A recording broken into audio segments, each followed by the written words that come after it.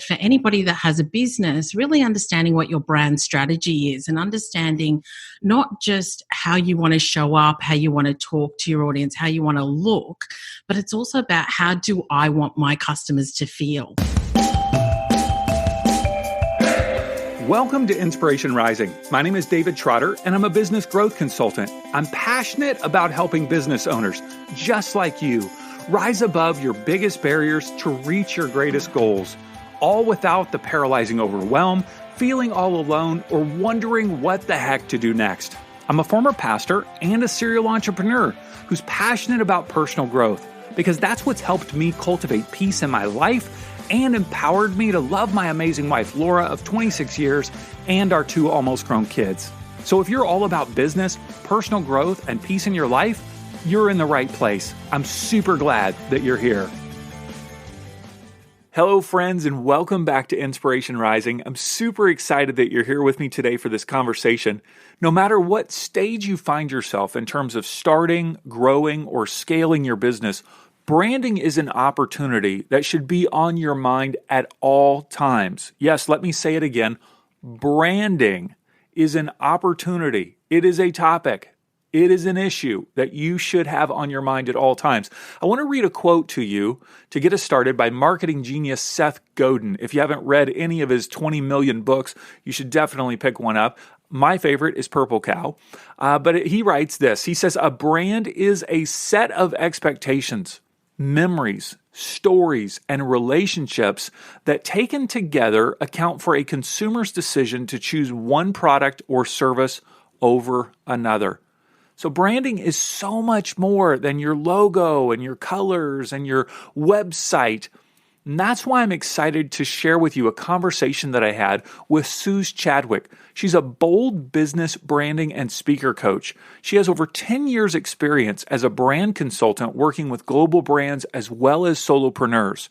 She knows what it takes to create a brand that connects and stands out and is bold. She's also recognized as a top 10 branding coach by Yahoo Finance and a contributor to entrepreneur.com. So pull out a piece of paper and a pen or the notes section on your phone, whatever it takes, because you are going to want to take some notes when you hear the wisdom of Suz Chadwick. All right, let's jump into our conversation. Well, Suz, thanks so much for taking some time to hang with me today. I appreciate it.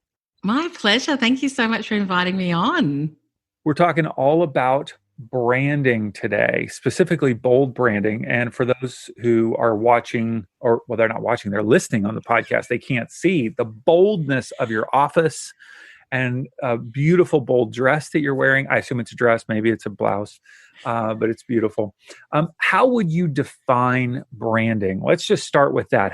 And maybe help us differentiate between, maybe for people that are new into business, branding, marketing, sales, how do all these things work together? Yeah, absolutely. So when I think about it, for me, I think the business is really the nuts and bolts of how you earn your money, how you take your products to market, etc. Brand is really the emotional connection that you create with your audience. And I think a lot of times people think of branding as just your colors and your logos and things like that. And it's so much more. It's really that it's the thing that people can't describe. It's the thing where you're like, I really want that. And it's not just that product or service, it's that brand. And so I think a lot of us really look at it and say, if I was to buy this dress that I happen to be wearing that's very colorful, that's an extension of my identity. And so that's what branding is. It's really people saying, by me buying this, it makes me feel a certain way. It says something about me, who I am, what I want, those sorts of things. So that's what brand is. Marketing is when you make the offer. So you've found me, you're like, oh my gosh, she's for me or he's for me. And then I say, great, here's the thing that I have. Would you like to buy it? And that's me marketing it to you. And the sale is you saying, yes, here's my money. I will take that. So there's different elements of each of those things. And so I think it's really important, whether you're just starting a business or whether you've been in business for a while, to look at each of those elements every year or on a regular basis, because the market changes a lot. And I think your audience can evolve and change too. So that's how I would define those different things. That's great. Take us through maybe one or two global brands or brands that our US audience might be familiar with that you might be able to communicate how we maybe feel their brand, and we don't even realize that we're feeling that. Yeah, I mean, I am always fascinated when I see, when Apple brings out something and you've got people camping like around the block for 3 days. I'm like, it's a phone. Right. Or it's just like, it's not life-saving equipment. It's not, anything that we need in our lives.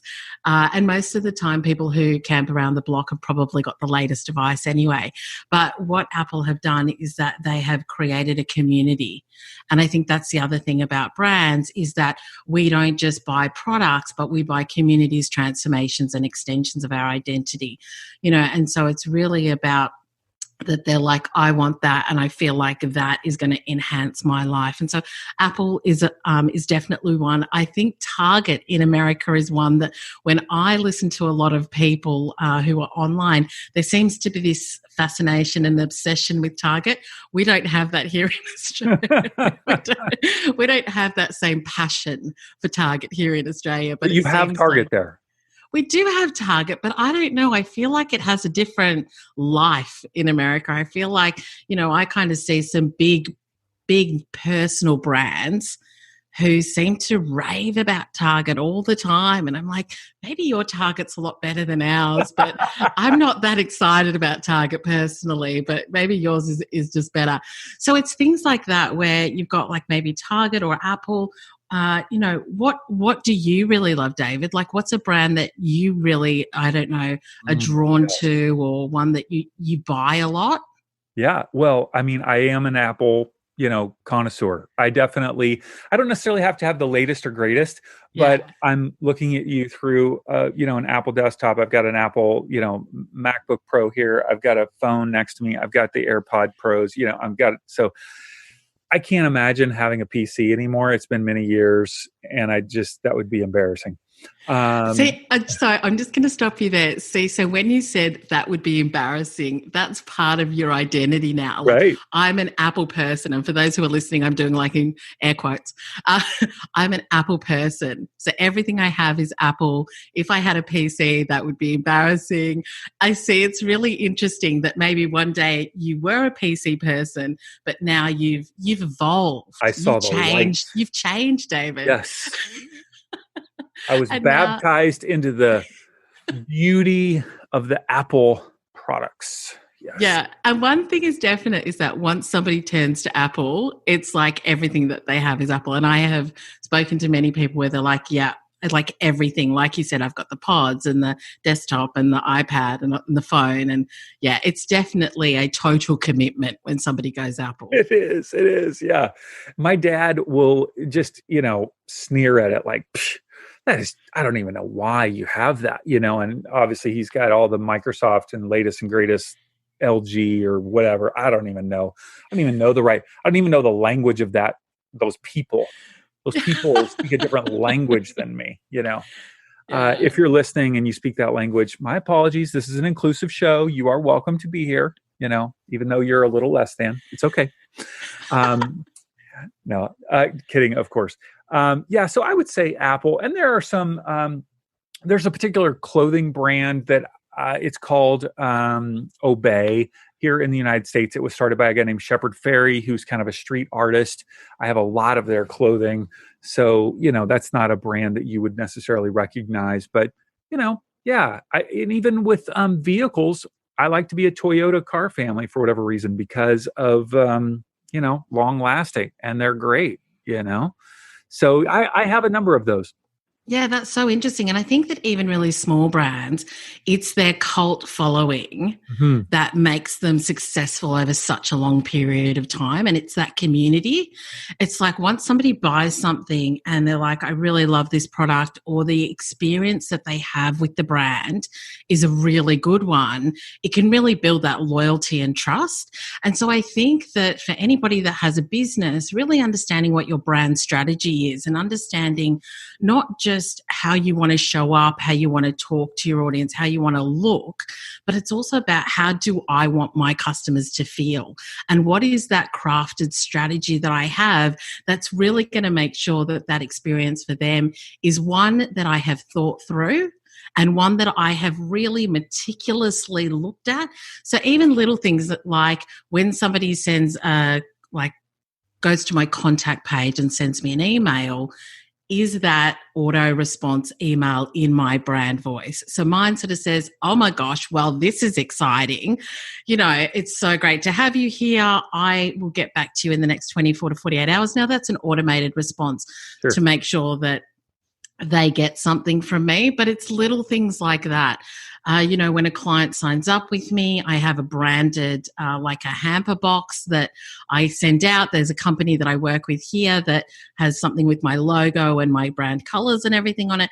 And that's part of that brand experience. Mm-hmm. And so it doesn't have to be flashy. It doesn't have to be a lot. It doesn't have to be expensive. I think that really great brand experiences are just thoughtful. Yes. A hamper box. What is a hamper box? Oh, it's like a food hamper, like a gift box. Oh, Yeah, or a spa box. So it's like they get either lots of chocolates and foods and goodies, or they get like a candle and bath salts and stuff like that. yeah. So it's just a box that says, so excited to be working with you. Here's just a little Yeah, that's gift. beautiful. Yeah. I love hearing other, words from other people, because like here in the United States, the word hamper is referring to generally the place where you put your dirty clothes. And I thought, well, isn't that fascinating? She's sending them a branded dirty clothes hamper.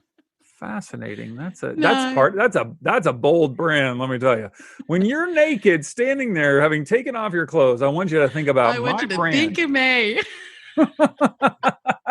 Oh, geez, I'm really going to have to start making sure that the words that I'm using, because, language is very important. It's a gift box. I shall start using the word gift box from now on. That's so good. Okay, so now you talk about not just having a brand, but a bold brand. And that's part of your branding, is this word Yeah. bold. So what does it mean to have a bold brand? Yeah, so I mean, when I talk about having a bold brand, and I think a lot of people get not confused, but they're like, well, Suz, I'm not bright like you. I'm not like an extrovert or outgoing like you. And I always say that's got nothing to do with bold branding. Like you can be baby blue and bold, you can be beige and bold. Chanel is black and white, and I think they're very bold. And what bold really means is, when you look it up in the dictionary, and as a branding person, I'm very particular about, I think that if you are going to use any key words when you describe who you are or what your business does, you should always look up what they mean. Like, unlike me with hamper, bold means not hesitating to break the rules of propriety, necessitating courage and being daring, being a challenger in the market, really going beyond your usual limits when it comes to thoughts, actions, and being imaginative. And for me, I'm just like, that is everything that I want to be when it comes to my business. And those are businesses that I'm really attracted to, who want to do things differently, who don't want to look at what everybody else is doing and do the same.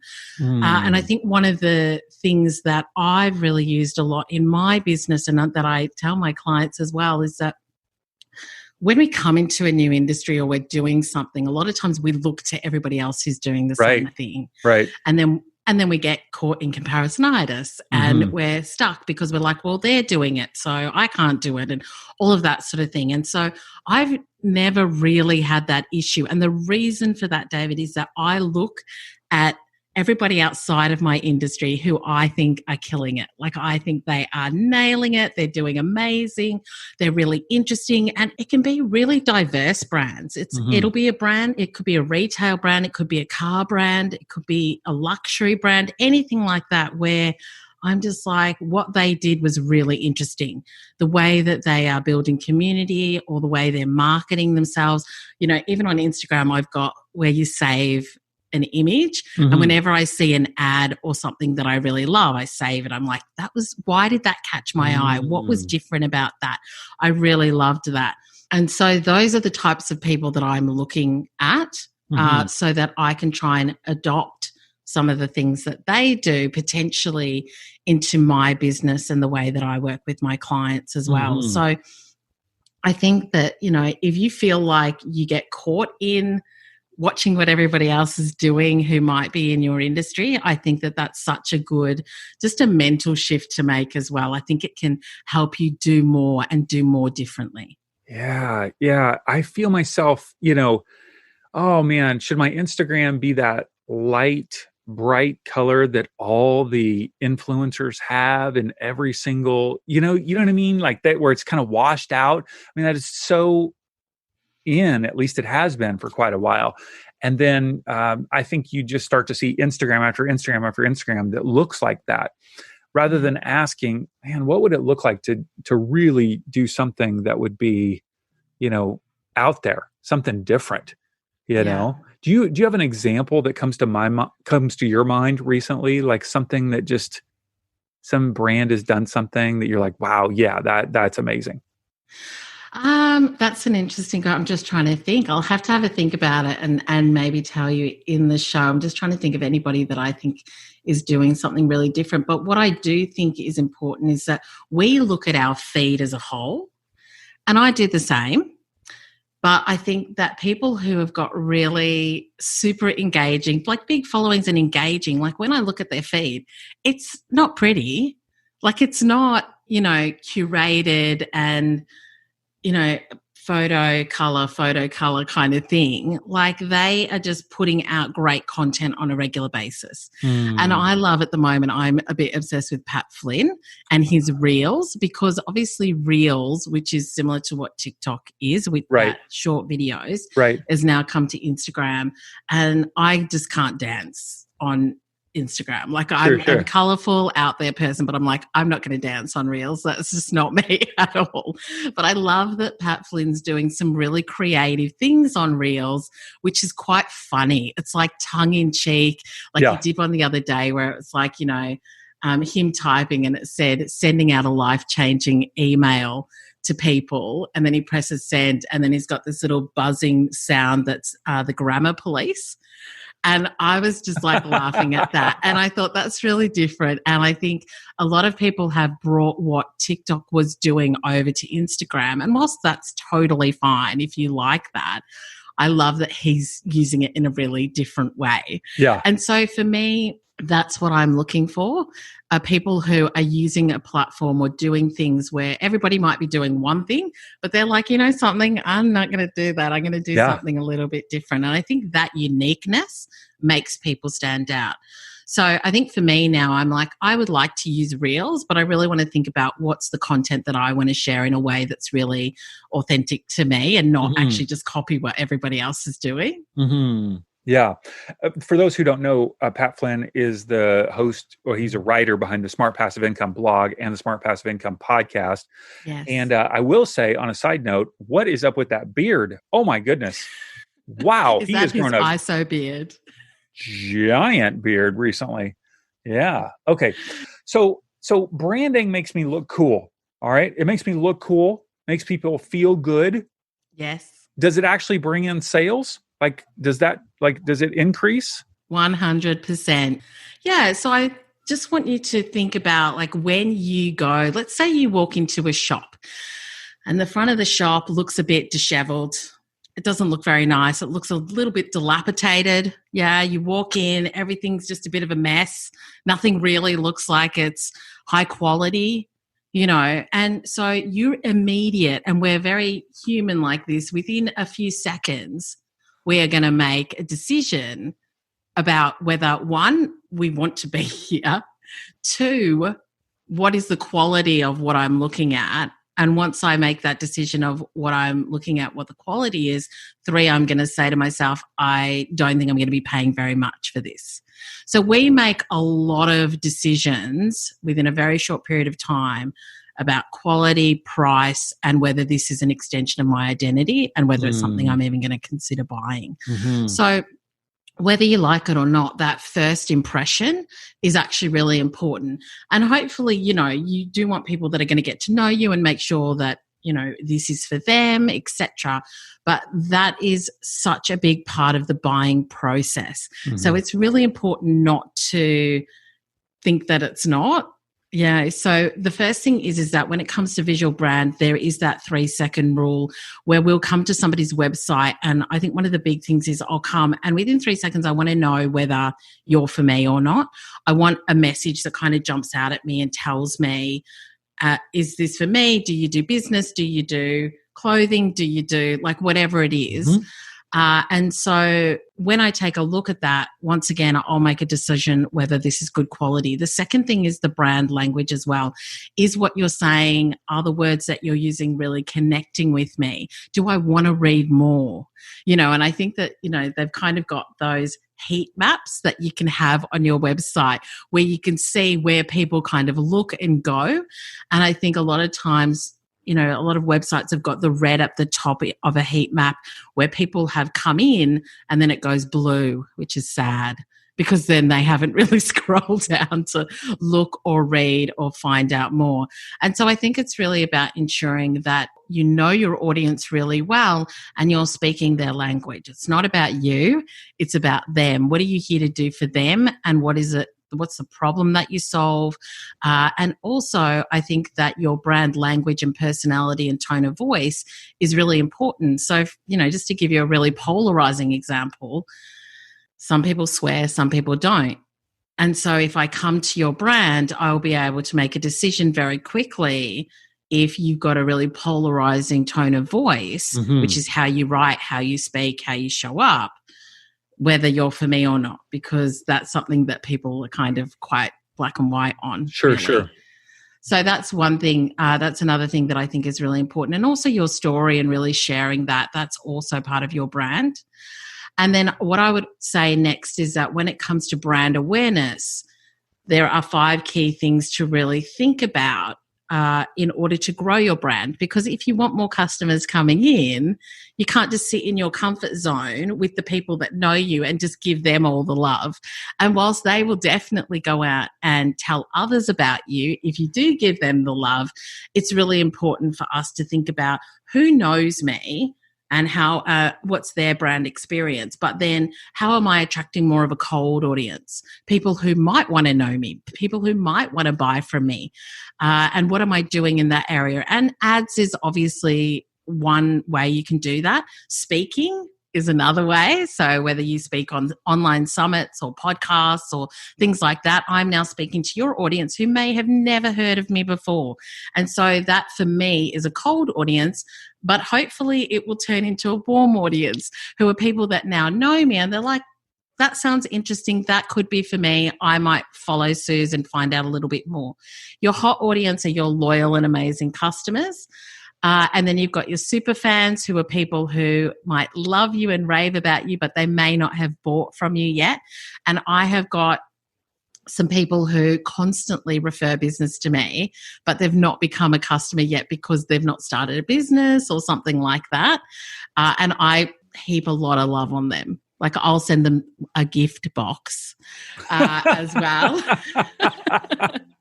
And then you've got collaborators. So people where you're like, we've got the same audience, but we do different things. Let's do something together. So I think that brand awareness is another one to really be thinking about. And then the last thing that I would just talk about, and there is so much to Can you break those 5 things? I just want to hear those 5 once again. Just name them real quick. I heard collaborators. So you've got your cold audience okay. that you want to expand your brand with. You've got your warm audience, so people who know you, but you're building the relationship. You've got your hot audience who are your loyal and amazing customers. You've got your super fans who love you but may not have bought from you, and your collaborators who are people who have the same audience but do something different. And so those are people that those are things I would actively do. Actively do? What do you mean by actively do? I would have a strategy around each of those things, and I do have a Perfect. Okay. strategy. So I say to myself, what are we going to do to broaden our cold audience? That's beautiful. What else are we going to do with our warm audience? Yeah. And most of us are just trying to think about that as one audience. My guess is that it's like, who is my ideal client? Who's my, audience, that avatar? And you're saying, let's tease those apart, because there are people that are in those different segmentations. And how could we do something slightly different with each one of those groups of people? Yeah, and I actually think that having a really clear understanding of what you're going to do to broaden your audience or engage the audience that you've got, I think sitting down and really thinking about that is important. And in the copywriting world, something that they do talk about is the unaware and aware, which basically means that if I had no idea about the problem that you solve, but I'm just feeling a pain point, then I'm unaware of the problem. Yeah. So let's say we're talking about branding, and you're like, I don't really know what branding's about, but you can't get clients. That's your pain point. Yeah. You don't understand brand awareness, brand positioning, all the things that I'm talking about. You don't know the language. You haven't learnt about this. You haven't heard about this. But the pain point that you're feeling is that you're not getting customers. I'm not getting customers, yes. Yeah. And so that's somebody who's totally unaware of the problem, but they feel the pain. And so I think that that's what you need to do here as well, is that you're kind of going, I'm just going to talk to people who know what their problem is, who know me, who understand what I'm saying. And then that makes it really easy for me, and it's really comfortable for me to be able to do that. But I think it's important, if you want to grow your business, to be really speaking to people who don't know anything, for me, about branding, because it's not something that they've spent time on. It's not something they've built a strategy around. It's not something that they understand the importance and the impact of when you create a brand strategy and you really think it through, how much it can help you to attract the people that you really want. So you're saying those people, they're feeling the pain. They just haven't named the problem yet. They don't know what that issue is. And so my guess is then you're helping identify with their pain and connect that to the problem that you solve. Yeah, absolutely. And I would even say to anybody that's wanting to do this, is sit down and ask yourself, if somebody doesn't know about what I talk about, what are all the pain points that they've got? So maybe people are coming to them and saying that they're too expensive. So that's a brand positioning issue, which we'll talk about in a second. Somebody's coming to them and they're getting a lot of visitors to their website, but nobody's engaging. And that could be, once again, a brand experience and a messaging issue. So when I land, I'm like, I don't really know what you do or who you're for, so I'm going to get out of here. You could have people where you've got customers that buy from you, but then they never come back. And that could be a brand experience or an issue as well, where you could buy something and you're like, this was a great product, but it was such an awful experience that I'm not actually going to buy from that person again. And so there's a lot of things that branding touches that a lot of people may not understand, but I understand all the pain points that they might be feeling in layman's terms. Sure. In a way that somebody who doesn't understand branding would talk about it. Right. There's one step that you didn't touch base on, because I think, well, who knows? I'm going to say you assume that people even know this, is that so many new entrepreneurs, so many new business owners are talking about the product or service that they sell rather than the actual pain that they're either they're not even talking about the solution, and they're definitely not talking about the pain. They're talking about the awesome product or service that they offer. Yeah. You see that often, I'm assuming. That's a beginner mistake, but that's so common.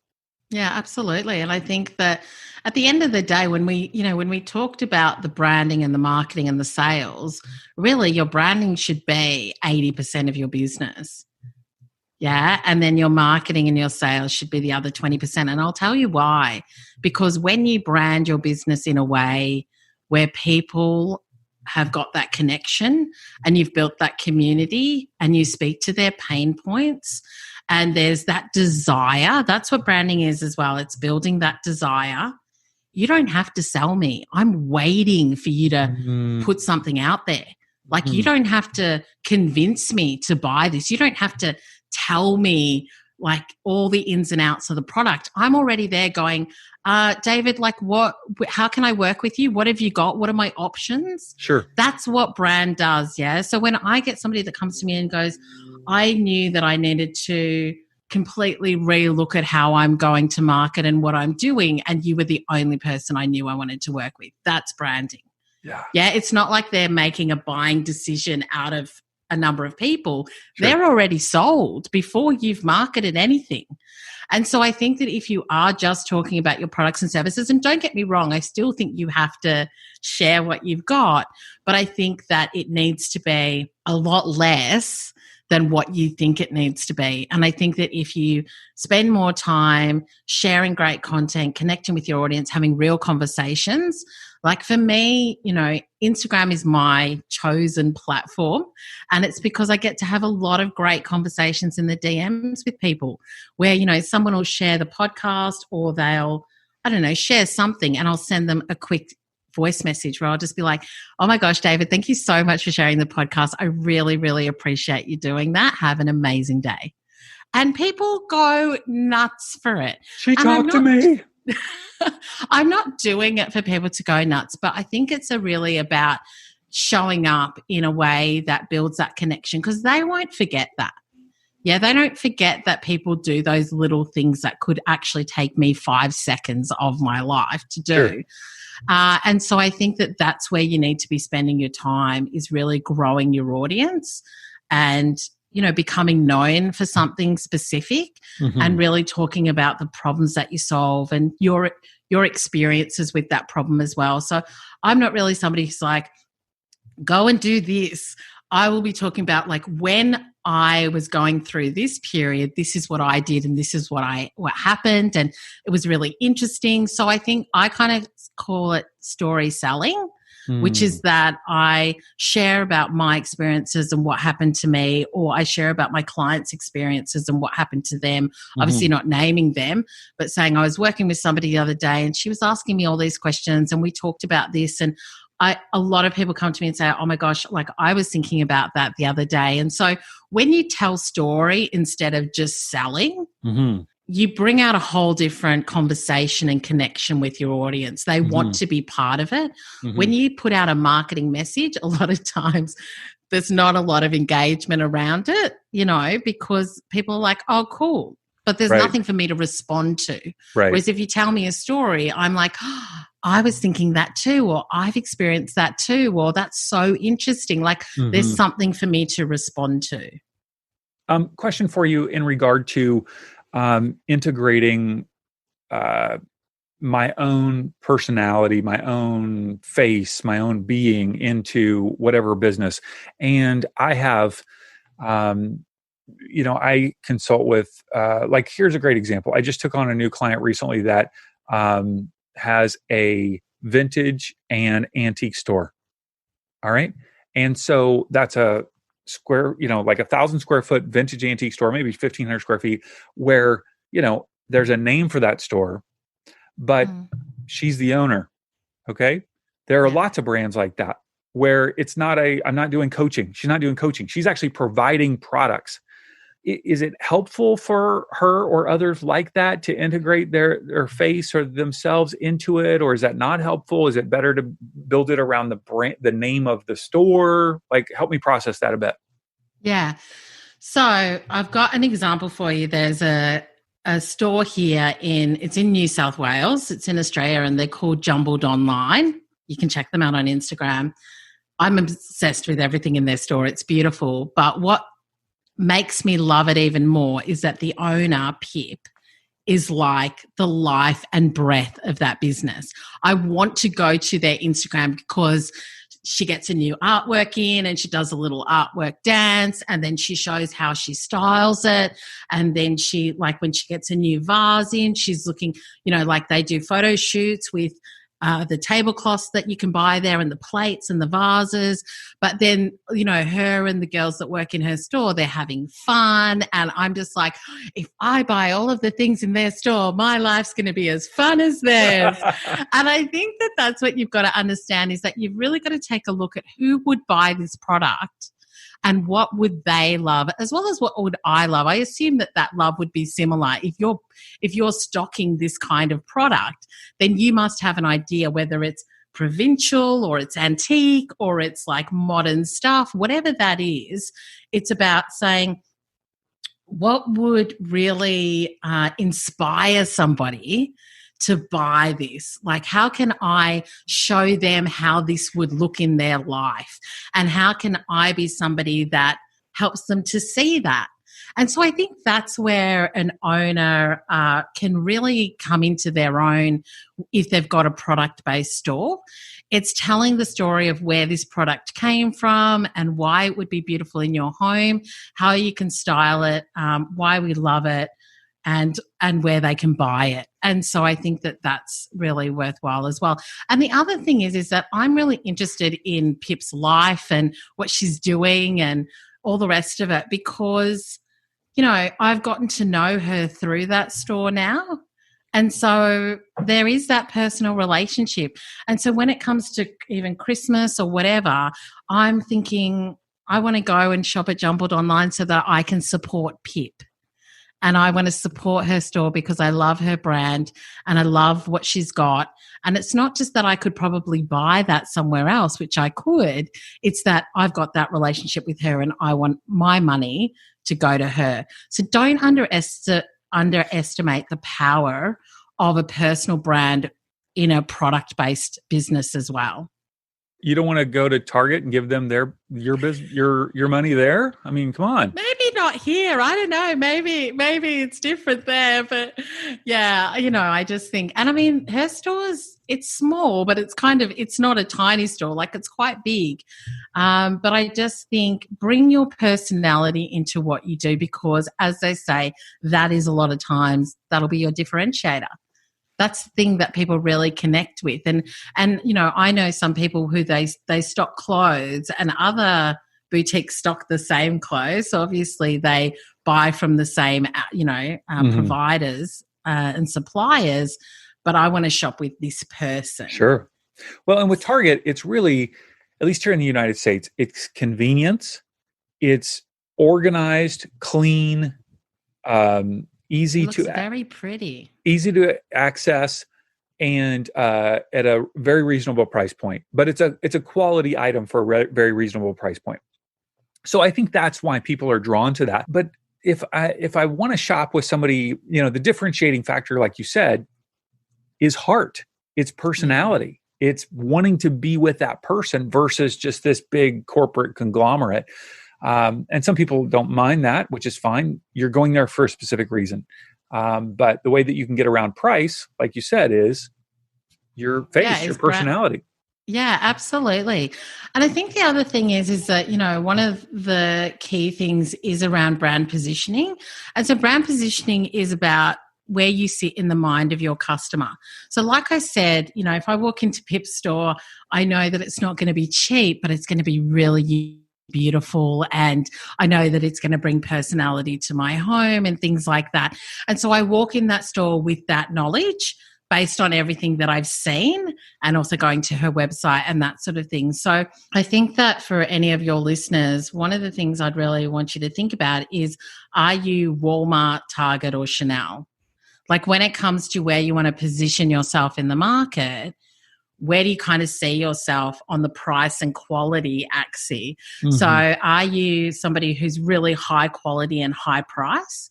Or are you, you know, great quality but not as high a price, that sort of thing? And so when you look at your website, when you look at your socials, when you look at how you show up and what you do, I will have a very clear understanding in my own mind what I think your pricing is.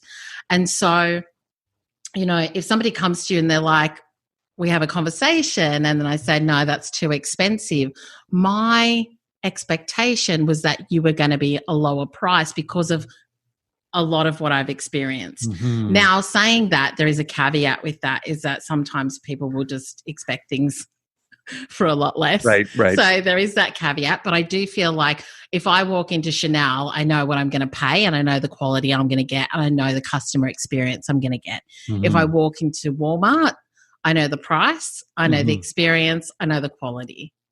Yeah.